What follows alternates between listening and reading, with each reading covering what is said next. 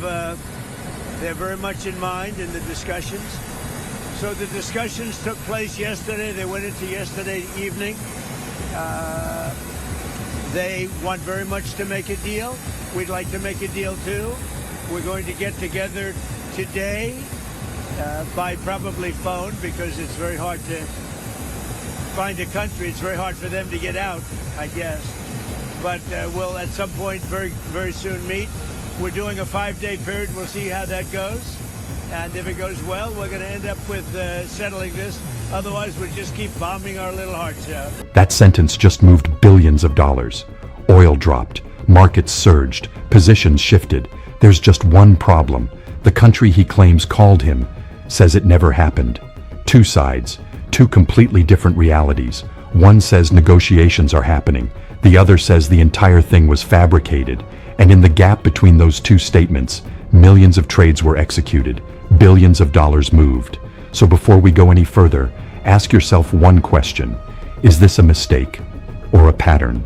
Because if this feels familiar, it should. You know, as a real estate developer, I'm a real estate developer at heart. When you get rid of that artificially drawn line, somebody drew that line many years ago with like a ruler, just a straight line right across the top of the country. When you look at that beautiful formation when it's together, I'm a very artistic person, but when I looked at that beauty, I said that's the way it was meant to be. But I do feel it's much better for Canada.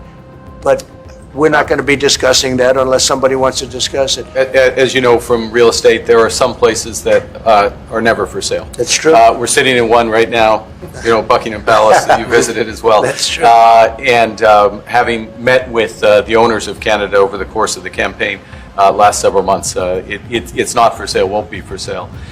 If you only saw those moments as isolated headlines, you missed the real story, because none of this exists on its own. These are not random events. They follow a structure, a repeatable sequence, and for the first time, that sequence collided directly with Canada. Let's slow this down, because understanding this changes how you see everything that follows.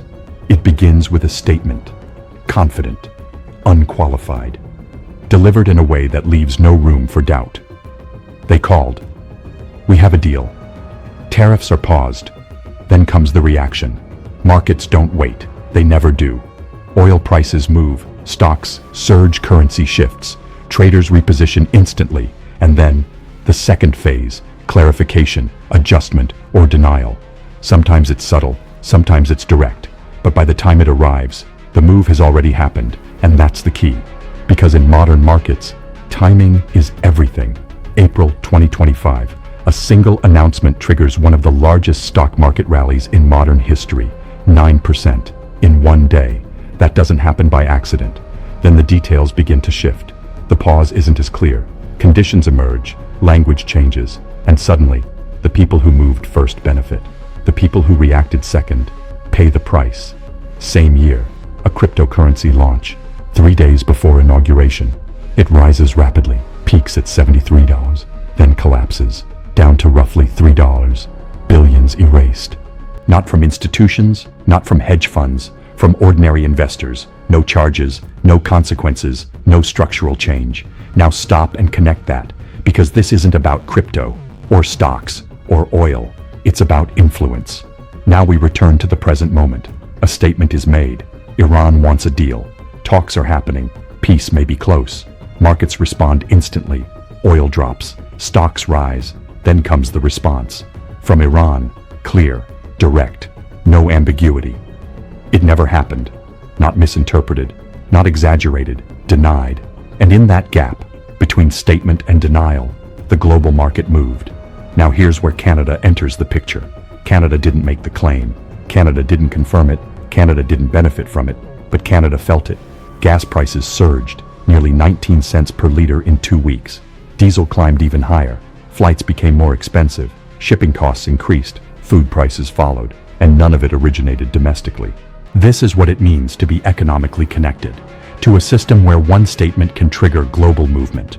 Now shift from markets to power, because eventually this moves from screens to rooms, the Oval Office, where conversations are not just conversations, They are signals. Zelensky. Do you ever? Why don't you wear a suit?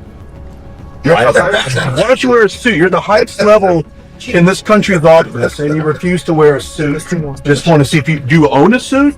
Yeah, problems. A lot of Americans have problems with you not respecting. I don't have such. These moments seem small, almost trivial, but they're not. They establish hierarchy, control, dominance. Leaders enter that room knowing the exchange is not equal. Some adapt, some deflect, some visibly struggle, because pressure in that environment is not accidental. It's structural. And then, Carney sat down. Same room, same dynamic, same pressure, and the same framing appeared. It wasn't subtle. The implication was clear. Integration, absorption, reframing Canada's position. And this is where the pattern usually continues. Pressure, pause, adjustment. But this time, it didn't.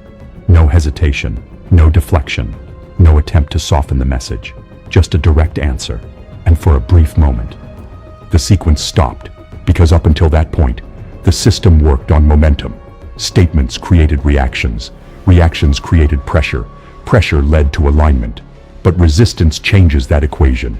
It introduces uncertainty. And uncertainty is something markets don't like, but power structures rely on.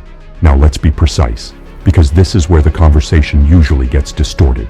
There is a cost, a real one. February 2026, 84,000 jobs lost. Tariff pressure intensifies. GDP projections shift downward. Household costs increase. Estimates suggest average Canadian families could lose nearly $1,900 annually under sustained pressure. These are not projections on paper.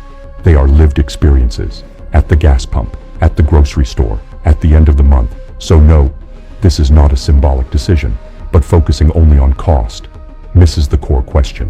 What was the alternative? Imagine a different response. No pushback, no resistance, no independent positioning. Canada aligns fully, avoids conflict, follows the signal. Short term, stability improves, markets calm, pressure reduces. But long term, dependence deepens, trade reliance increases, strategic autonomy declines. And the next time a statement moves the market, Canada has less room to respond, not more. Instead of absorbing pressure, Canada redistributed risk. Agreements with India expanded. Critical mineral partnerships strengthened. Defense production increased domestically. A multi-nation coalition formed around key shipping routes. These moves don't eliminate pressure, but they change exposure. And exposure is what determines vulnerability. At the center of this is a single idea. Integration can create strength, but it can also create dependence. And when dependence becomes one-sided, it becomes leverage. That's the shift, not away from cooperation, but away from asymmetry. Now, project forward. The current crisis stabilizes. Markets adjust. Energy prices normalize. But the structural changes remain. New partnerships continue.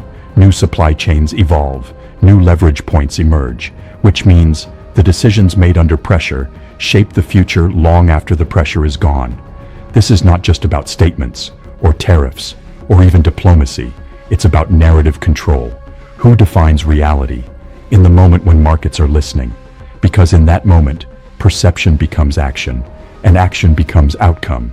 Right now, Canada sits in a complex position, absorbing short-term cost, building long-term alternatives, maintaining stability, while reducing dependency.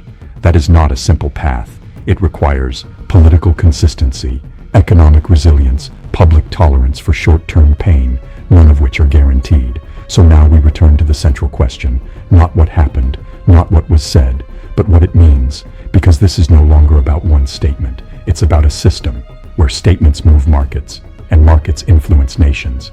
And in that system, Canada made a choice to resist the pattern, to absorb the cost, to build alternatives. Whether that choice proves right is still unfolding. So here's where you come in. Option A. Holding the line is the correct strategy.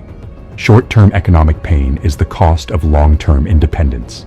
Canada builds leverage, diversifies alliances, and reduces vulnerability. Option B. The cost is already too high.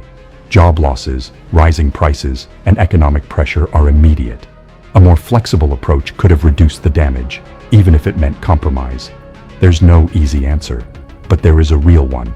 Drop your answer below, option A or option B. If this breakdown gave you clarity beyond the headlines, hit like. Subscribe, hit the bell,